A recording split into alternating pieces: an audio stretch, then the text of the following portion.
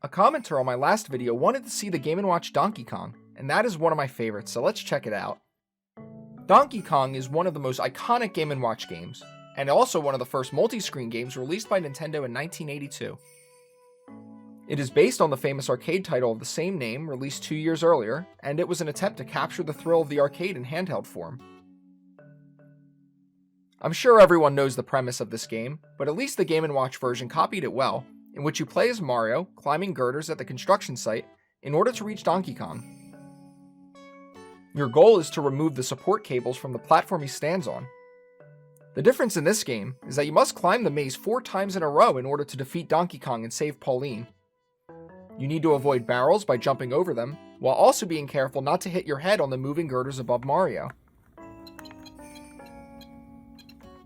Game A and B are about the same, with the main difference being that the girders on the lower screen aren't as much of a threat in Game A, where there's only one at a time to avoid. In Game B, there's more often 2 separate girders that you need to watch out for. But that's about it other than a rise of pace for the game.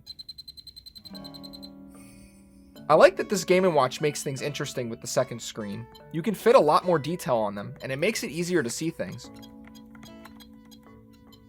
Also, the game's manual actually mentions the name Mario, so it's cool to see that it isn't Jumpman like he's named in the original arcade game. The Donkey Kong Game & Watch is also the first use of the famous D-pad that's found in nearly all of Nintendo's controllers in the following 30 years. It's such a simple design that proved to be an integral part of the gaming experience.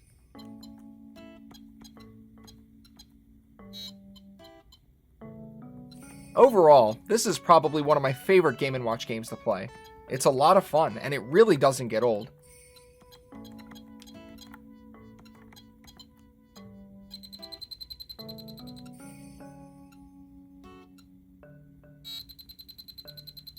Well, thanks for checking out this video talking about Donkey Kong. If you have any other games that you want me to cover in this series, please leave a comment below. I'm really excited to share more of these precious games with you. Thanks, guys.